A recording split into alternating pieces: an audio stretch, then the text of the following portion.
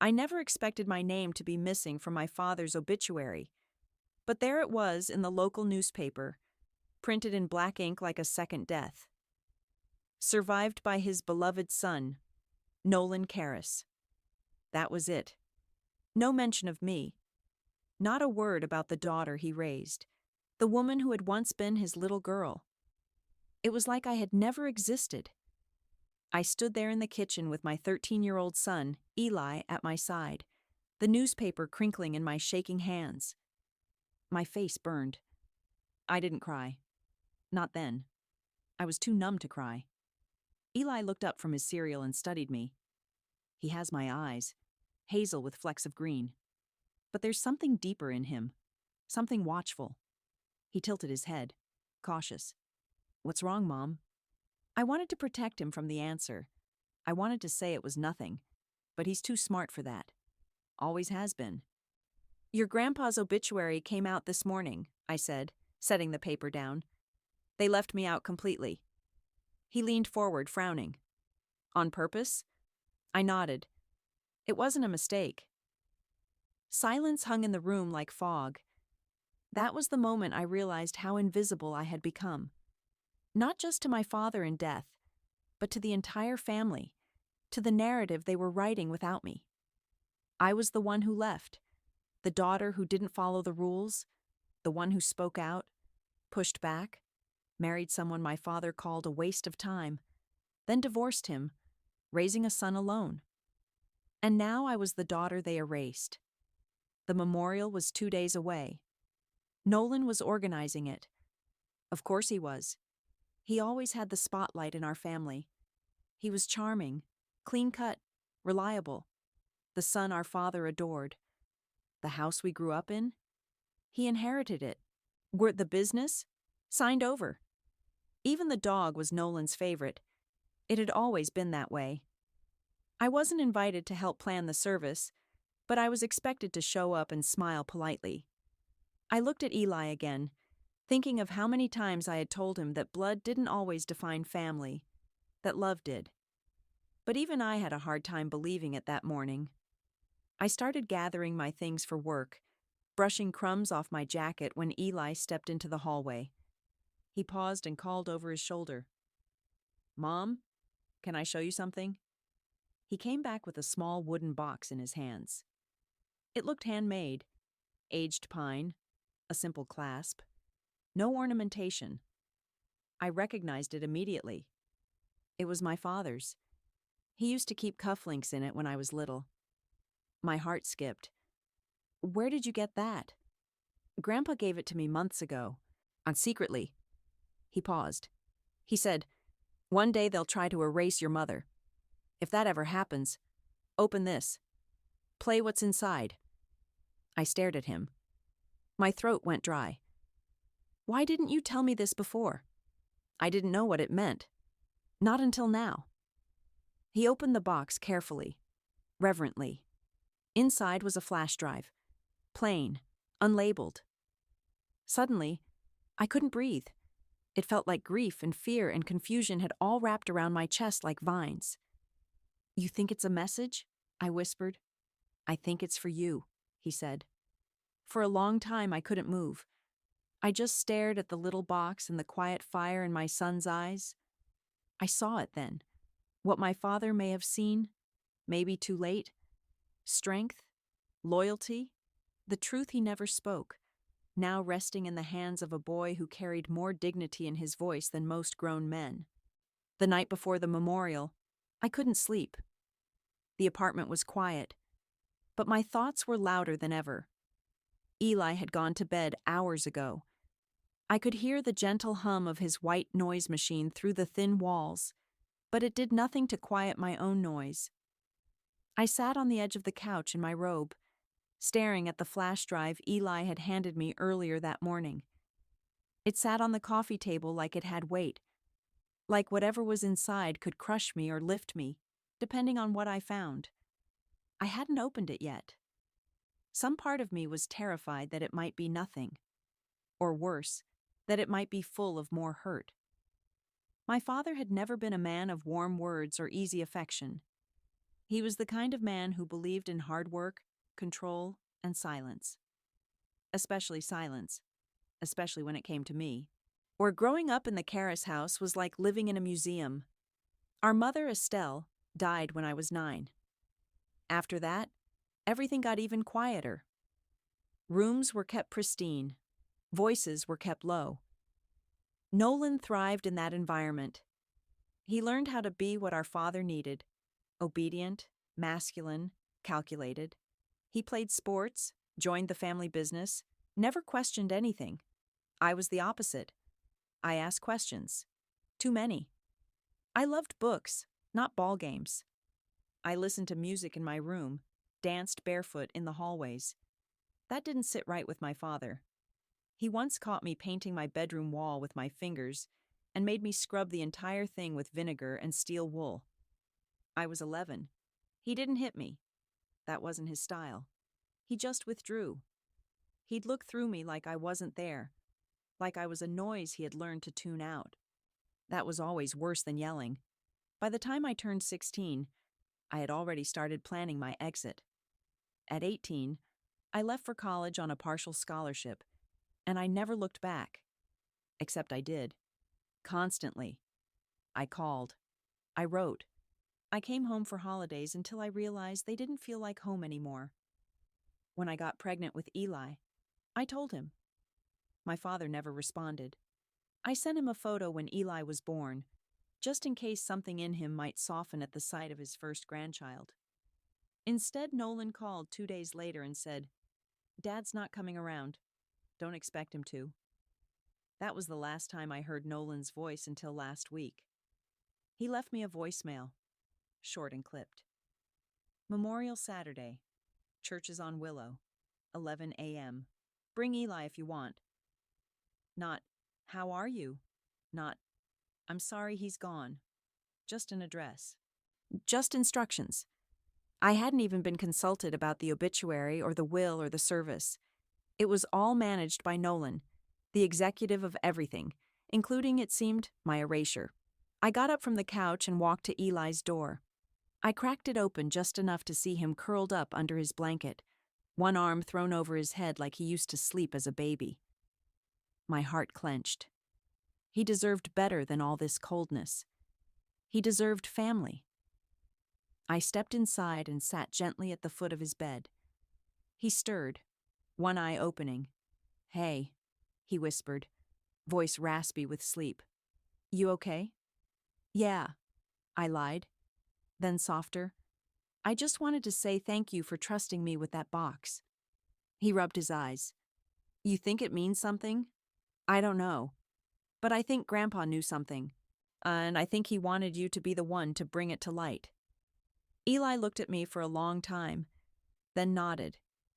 He told me once that he made a lot of mistakes. Maybe this was his way of trying to fix one. I leaned down and kissed his forehead. "Get some sleep. Tomorrow might be a long day."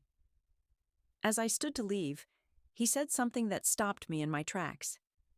"You know, he talked about you sometimes. Not like Uncle Nolan did. Different. I think he missed you." I froze in the doorway. That's the thing about grief. It's never just about death. It's about everything that should have been said. Every hug that didn't happen. Every chance that was swallowed by pride. And as I lay awake that night, I knew whatever was on that flash drive, it was going to matter. It wouldn't fix the past. But it just might rewrite the story they were trying to tell without me. The memorial was everything my father would have wanted. Structured, elegant, restrained. The kind of event where people wear navy suits and pearls, not emotion, where people speak in half smiles and metaphors instead of tears and honesty. I parked a block away because the lot was full. Figures. The Carris name still carried weight in our town. Even after his death, people lined up to pay their respects to Gerald Carris, the man, the businessman, the community leader. But not the father. Not the man I knew. As I walked toward the church, I felt it, like walking into a house where you were no longer welcome. It wasn't just the looks I got from extended family members. It was the absence. My name wasn't in the printed program. I wasn't listed as a surviving child. Even on the welcome table, the photo collage included pictures of my father with Nolan at his graduation, with Nolan at a golf tournament, with Nolan at the ribbon cutting of the office remodel. Not one with me. Not one of me and him. Eli walked beside me, quiet but observant. He held the small wooden box tucked under his arm like it was something sacred. I hadn't asked him to bring it. He just did. As we walked inside, someone greeted us. My Aunt Marianne. She blinked like she'd seen a ghost. "Lena? Oh, I didn't realize you were coming." "He was my father," I said. "Yes, of course," she said quickly, her voice cracking before shifting to Eli. "And this must be your son." Eli gave a small nod. She smiled awkwardly and disappeared into the crowd. That was the pattern of the morning. People approached me with hesitation, unsure of how to interact with someone whose very existence had been scrubbed from the narrative. I was the blank space in everyone's memory. Nolan was already at the front of the sanctuary, standing near the pulpit, greeting people like a pastor on Sunday, smiling, nodding, accepting condolences, as if he carried the entire family on his back. When he saw me, his smile thinned. He walked over. "Didn't think you'd come," he said. No hug, no warmth. "Why wouldn't I?" asked, keeping my tone flat. "Well, you were never close with Dad, were you?" There it was, the knife, smooth and quiet. "I was his daughter," I said. "If you're here to make this about you, I'm here to say goodbye." He looked at Eli, then at the box. "What's that?" "Something Dad gave Eli," I said. Nolan raised an eyebrow. He never mentioned that to me." "Maybe he didn't want to." His jaw tensed. "Don't create drama today, Lena. This is about honoring Dad, not airing grievances." He turned and walked off, a polished politician with no room for guilt. The service began. A choir sang one of my father's favorite hymns, "It Is Well With My Soul." I used to hum that song as a child in my bedroom while drawing. He'd always knock on the wall and tell me to turn it down. There were 3 speakers before Nolan took the podium. His best friend from Rotary Club, a colleague from the bank, and our cousin Jared. Each one praised my father's discipline, his generosity, his loyalty to his family. By the time Nolan stepped up to speak, my heart felt like a clenched fist. He began smoothly, predictably. My father was a man of principle. He believed in hard work, order, and love of family. He raised me with those values, and I can only hope to pass them on to my children one day. I blinked. Me? No mention of me. Then he said it. I was blessed to be his only child. The words echoed through the sanctuary. I didn't move. I didn't breathe. My fingers dug into the cushion of the pew, nails pressing into fabric. I felt Eli shift beside me. Nolan continued talking, but I stopped hearing the words. My ears filled with that old hum, the one I used to hear when my father ignored me across the dinner table. Then Eli leaned over and whispered, "Should I do it now?" I looked at him. His eyes were clear. He wasn't afraid. He was ready. "Are you sure?" I whispered. "Yeah," he said. "This is when he'd want me to." Before I could respond, he stood. The room fell into a hush. Eli walked slowly to the front, his sneakers quiet on the carpet. Nolan paused, startled as my son approached the podium. He held the box high in front of the crowd, like a symbol, like proof that something had been hidden. "My name is Eli Carris," he said. "Grandpa gave me this a few months ago. He told me if they ever erased my mom, I should play it." There were gasps, movement. People sat back down. Nolan stepped forward, alarmed. "Eli, what are you doing?" But it was too late. Eli had found his voice, and he was about to use it to tell the truth. Everything stopped when Eli stepped in front of the church with that wooden box in his hands. I could see Nolan freeze at the podium, his eyes narrowing, his jaw tightened like he was biting down hard on a string of words he couldn't say out loud in front of 100 guests. He had been in complete control of this narrative, of Dad's memory, of the inheritance, even the perception of who belonged in the family. Now, with one sentence from my 13-year-old son, it was slipping. "My name is Eli Carris," my son repeated. "Grandpa gave me this box before he passed. He told me, if they ever erase your mother, you'll know what to do." There was a pause, sharp and still, before a rustle spread through the room, the kind of sound a crowd makes when truth is trying to cut through decorum. You could feel the shift. People leaned forward. A few looked around, confused. Others stared straight ahead, hungry for whatever was about to happen. And then Nolan spoke, tight-lipped and calm on the surface. But I knew him well enough to hear the tremor under the polish. "Eli, this really isn't the time." "He wanted me to play something," Eli said. "He asked me to wait until someone acted like my mom didn't exist." I stood up. My heart was pounding so hard it was almost audible. "Let him speak," I said. My voice wasn't loud, but it was firm. Clear in a way I hadn't felt in years. Not since before I left that house. A few people in the pews turned to look at me. Some surprised, some curious, some relieved. I could see it in my cousin Jared's face, like something had just been validated. Eli walked over to the tech table near the back of the sanctuary and held out the flash drive to the man controlling the audio. It took only a moment. The man hesitated, but then plugged it in. The screen above the altar, the same one that had shown the slideshow of my father's life minutes earlier, went black, then flickered. And then there he was. My father, Gerald Carris, thin and frail in a hospital bed, wearing a flannel button-down and looking straight into the camera. He looked older than I remembered, softer. Not physically, but something in his eyes. Something quieter. The room went silent. Not the polite kind of silence you get during a prayer, but the heavy, breathless kind when everyone knows something important is about to be revealed. My father cleared his throat on the screen, and even through the recording, you could hear the weight in his voice. "If you're watching this," he began, "then I'm gone. And if my grandson Eli is the one playing it, then something I feared has happened. They've erased Lena from the story."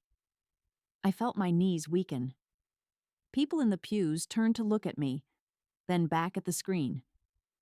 Nolan stood frozen at the podium, his face drained of color. My father continued, his voice raspy but steady. "I need to say something I should have said 20 years ago. Lena, if you're there, I'm sorry." He paused, and I could see him gathering strength. "I was a coward. I let pride destroy what mattered most. You were right about so many things, and I punished you for it. I punished you for being brave enough to be yourself." Tears blurred my vision. Eli reached for my hand.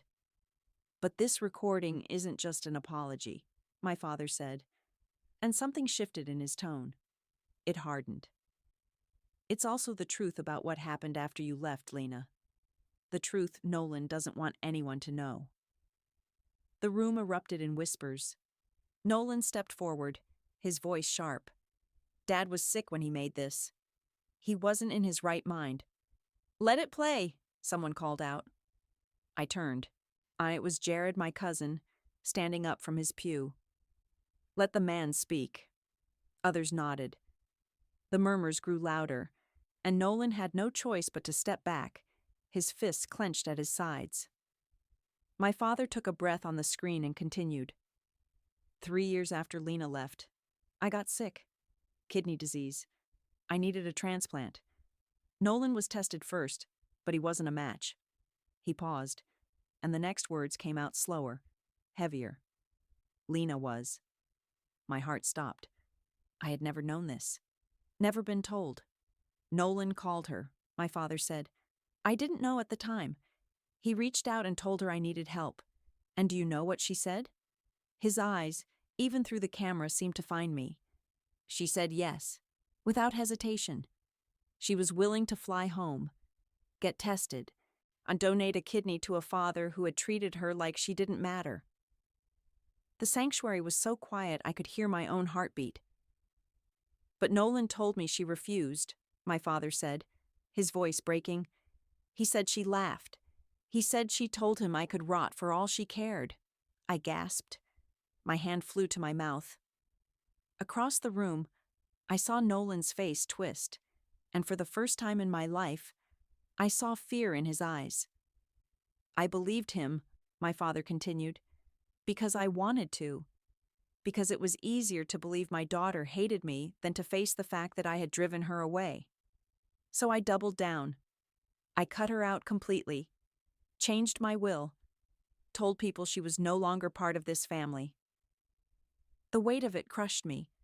All these years, all this distance, built on a lie. But 6 months ago, my father said, I found out the truth. He leaned closer to the camera, and his voice dropped to almost a whisper. Lena had kept every letter I never responded to, every card, every photo of Eli she sent over the years. She kept them in a box, hoping one day I'd want to see them. And when she found out I was sick, she didn't just say yes to Nolan. She booked a flight. She took time off work. She was ready to give me part of herself, even after everything. I could barely see through my tears now. Eli squeezed my hand tighter. Nolan intercepted her, my father said, and the anger in his voice was palpable. He told her I didn't want her help. He told her I said I'd rather die than take anything from her. And she believed him, just like I believed him. People gasped. A woman in the third row put her hand over her mouth. Nolan took a step back, on shaking his head, but no one was looking at him anymore. All eyes were on the screen. I found the emails, my father said. The flight confirmation. The medical paperwork she'd started. All of it hidden in Nolan's desk when I was looking for documents. And when I confronted him, do you know what he said? My father's face hardened, and for the first time, I saw the man I remembered from childhood, the one who didn't tolerate dishonesty. He said, she would have taken everything, the business, the house, your love. I couldn't let that happen, Dad. I had to protect us. The room erupted. People were standing now, turning to look at Nolan, whose face had gone from pale to flushed, his jaw clenched so tight I thought it might crack. Protect us? My father repeated on the screen.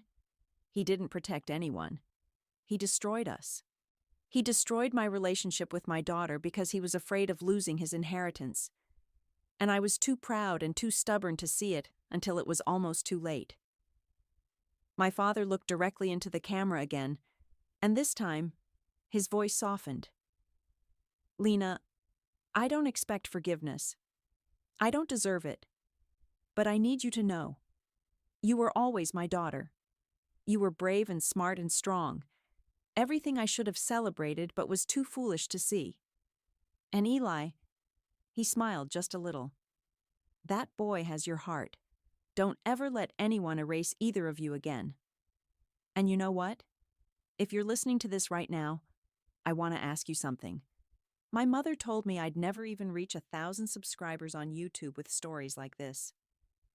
She said people don't care about family betrayal, about truth buried under lies, like about the pain of being erased by the people who should love you most. But I believe these stories deserve to be heard. I believe they matter because they're real, because somewhere out there, someone else has been erased, silenced, pushed aside by people who should have protected them.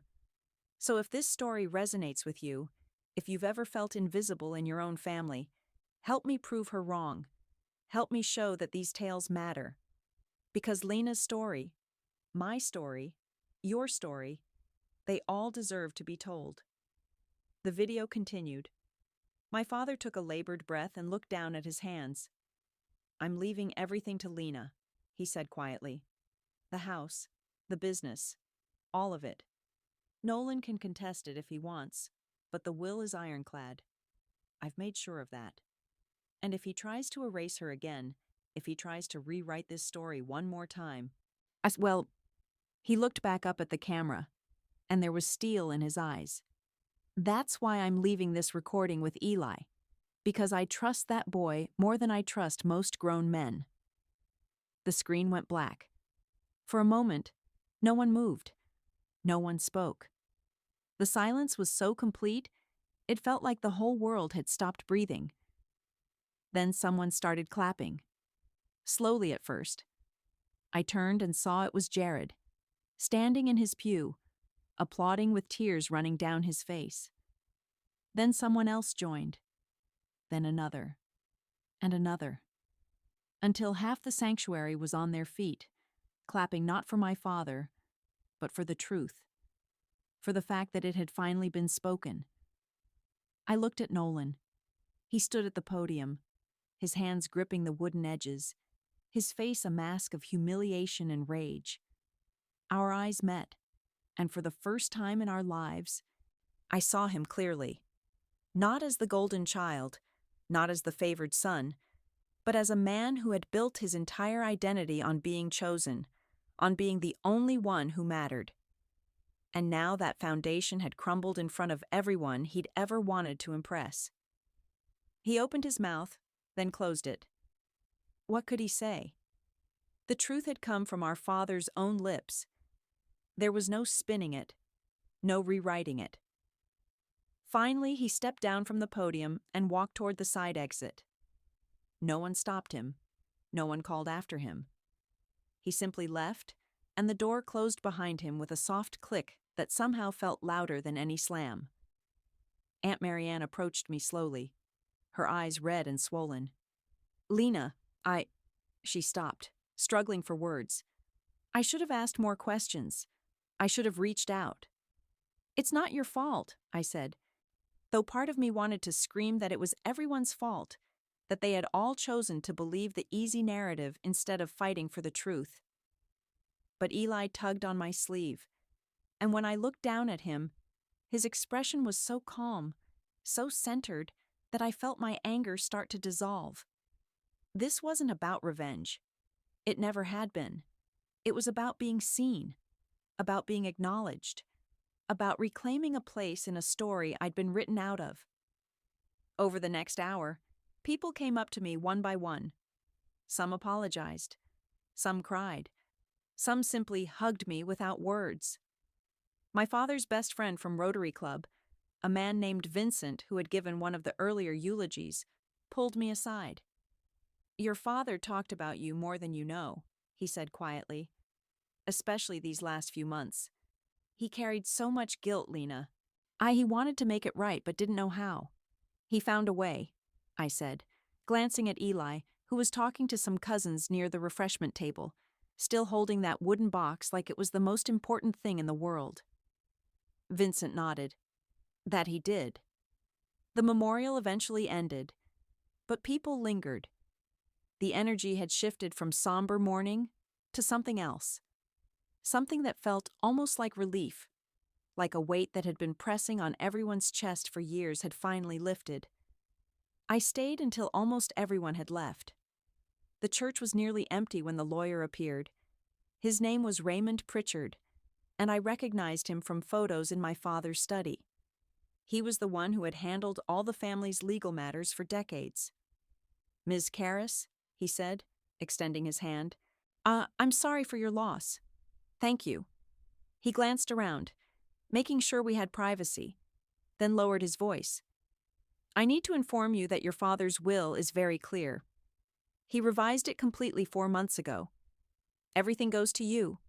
The house, the business assets, his personal accounts. There are a few small bequests to charity, but the bulk of the estate is yours. I nodded slowly, trying to process it. What about Nolan? He receives a severance package from the business and a cash settlement of $50,000. Nothing more. $50,000. After a lifetime of being the heir apparent, the golden child who'd been groomed to take over everything, Nolan was left with what amounted to a year's salary. "He'll contest it," I said. "He can try," Raymond replied. "But your father anticipated that. He included a no-contest clause. If Nolan challenges the will, he forfeits even the $50,000. He paused. "Your father was very thorough, Ms. Carris. He wanted to make sure there was no ambiguity." I drove home in a daze. Eli sat beside me in the passenger seat, quiet but watchful, the way he always was when he knew I needed space to think. "You okay, Mom?" he finally asked as we pulled into our apartment complex. "I don't know," I admitted. "I think I will be. Eventually." He nodded. "Grandpa was cool for doing that. The video, I mean." "Yeah," I said softly. "He was." We walked up to our apartment, and I made us grilled cheese sandwiches, even though neither of us was particularly hungry. We sat at our small kitchen table, the same one where I'd read the obituary just days earlier, and ate in comfortable silence. My phone buzzed. A text from Jared. "People are talking. In a good way. You should know that. Also, Nolan left town. Packed a bag and drove off. Thought you'd want to know." I stared at the message for a long time. Part of me felt vindicated. Another part felt something closer to sadness. Nolan and I had once been close, back when we were kids, before our father's favoritism drove a wedge between us. I remembered him teaching me how to ride a bike, how to skip stones at the lake. Those memories felt like they belonged to different people now. "Do you think Uncle Nolan will ever apologize?" Eli asked, reading my mind the way he often did. "I don't know," I said honestly. "Some people can't admit when they're wrong. It would mean facing too much." "That's sad?" "It is." Eli took another bite of his sandwich, and then looked up at me with those hazel eyes that saw far too much for a 13-year-old. "Are you going to take the house?" I hadn't even thought about it. The house, the business, all of it was mine now, legally, officially. But did I want it? "I don't know," I said again. "Maybe. Or maybe I'll sell it. Use the money to make sure you can go to any college you want, that we don't have to worry about bills or—" "Mom," Eli interrupted gently. "It's okay to want it. The house, I mean. It was yours too. Before everything." He was right. That house had been mine before it became a place of silence and erasure. It had been where my mother sang in the kitchen, where I'd played in the backyard, where I'd once felt safe. Maybe it could be that again. 2 weeks later, I stood in front of the house for the first time in 15 years. It looked smaller than I remembered, but also strangely inviting. The hedges were trimmed. The porch was swept. The mailbox still had our family name on it, Carris. Eli stood beside me, backpack slung over one shoulder. "It's big," he said. "It is." "Can I pick my room?" I laughed, the sound surprising even me. "Yeah, kiddo, you can pick your room." Raymond had given me the keys the day before, along with a thick folder of documents I still hadn't fully read through. The business, I'd decided, would be sold. I had no interest in running a commercial real estate company, and frankly, I didn't want anything that Nolan had touched for the last decade. But the house? The house I wanted to reclaim. We walked inside, and the smell hit me immediately. Lemon polish and old wood, the same smell from my childhood. The furniture was mostly the same, though some pieces had been replaced. My father's recliner sat in the living room, worn and faded. I ran my hand over the armrest and felt the weight of everything that had happened here, good and bad. Eli explored the upstairs while I wandered through the first floor. The kitchen had been updated with new appliances, but the layout was identical. I could still see the spot where my mother used to stand while making Sunday pancakes, flour on her apron, humming that same hymn they'd played at the memorial. In my father's study, I found more boxes, letters, photos, documents. And tucked in the back of one drawer, a framed picture I'd never seen before, me at age 7, wearing a yellow dress, laughing at something off camera. My father had kept it. Hidden, but kept. I sat down in his leather chair and cried. Not the angry, bitter tears from before, but something softer. Grief, yes, but also release. The kind of crying that happens when you finally let go of something you've been carrying for too long. When I came back downstairs, Eli was in the living room, looking at the photo collage on the mantel, the same one that had been at the memorial, full of pictures of Nolan and my father. "We should change this," he said matter-of-factly. "Yeah," I agreed. "We should." A month after we moved in, I got a letter. It was from Nolan. I almost didn't open it, almost threw it away. But Eli saw me holding it and said, "You should read it, Mom, even if it's bad." So I did. "Lena, I don't expect you to forgive me. I don't even know if I can forgive myself. What I did was unforgivable. I told myself it was about protecting Dad, about keeping the family together, but that was a lie. It was about me, about my fear of not being enough. When you left, I thought I'd finally have his full attention. But even with you gone, I could never measure up.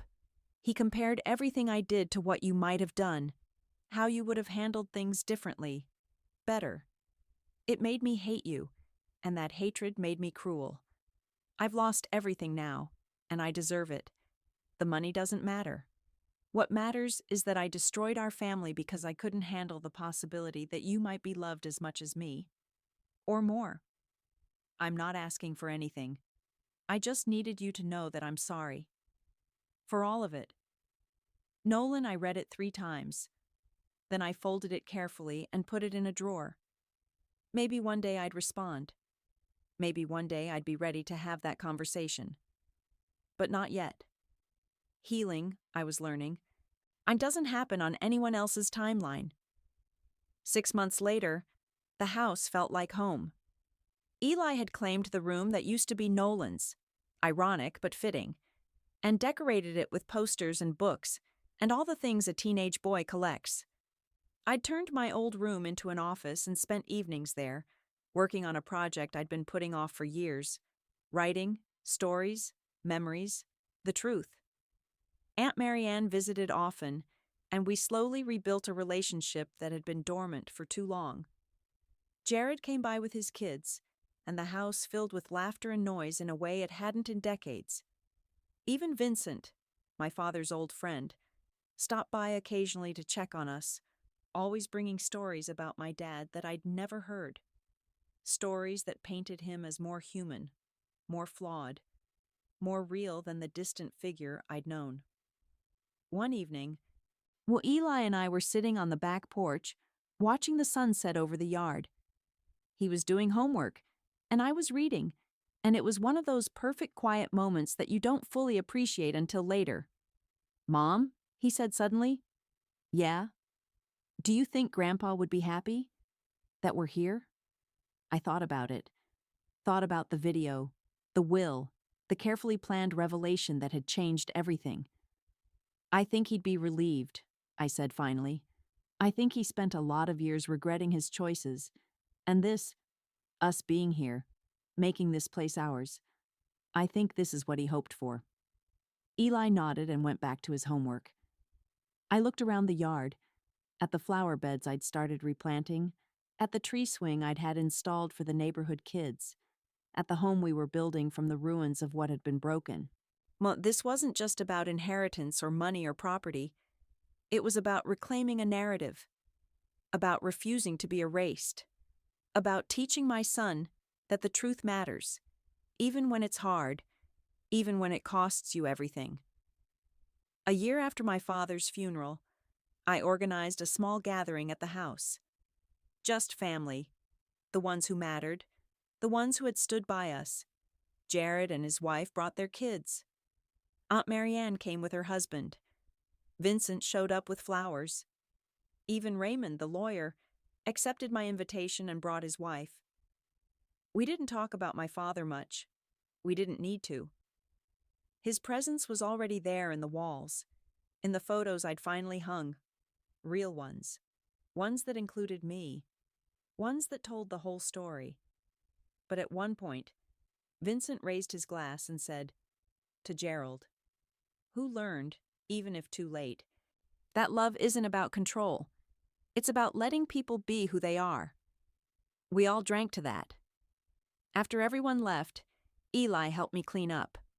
We loaded the dishwasher in comfortable silence, and when we were done, he turned to me and said, I'm glad we came back. Me too, I said. Do you think you'll ever talk to Uncle Nolan? It was a question I'd asked myself 100 times. Maybe, I said. When I'm ready. When he's ready. But it won't be about forgiveness. It'll be about the truth, about acknowledging what happened and moving forward. That's fair, Eli said. We walked upstairs together, and I tucked him in even though he insisted he was too old for that. But he didn't protest much. Mom? He said as I was leaving. Yeah? Thank you for fighting to be here, for not letting them erase you.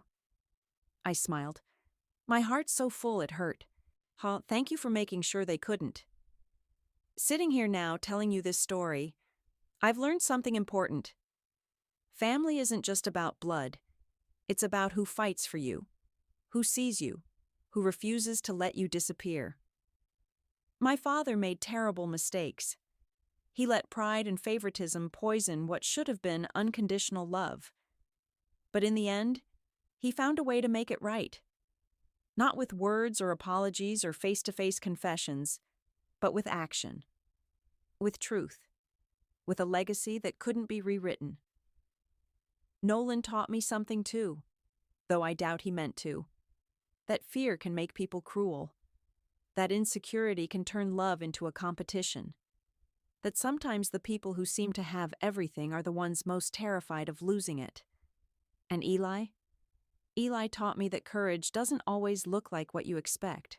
So sometimes it's a 13-year-old boy standing up in a church, holding a wooden box and saying, "This is the truth, and it deserves to be heard." We still live in that house.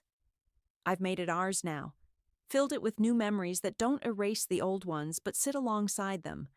Proof that broken things can be rebuilt if you're willing to do the work. I never heard from Nolan again after that letter. I heard through family that he moved across the country, started over somewhere. No one knew our history. Part of me hopes he's found peace. Part of me doesn't think about him at all anymore. Because this story isn't really about him. It isn't even about my father. It's about refusing to be invisible. About teaching our children that their voices matter. About understanding that sometimes the truth is buried, but it never really disappears. It just waits for the right person, at the right time, to bring it into the light.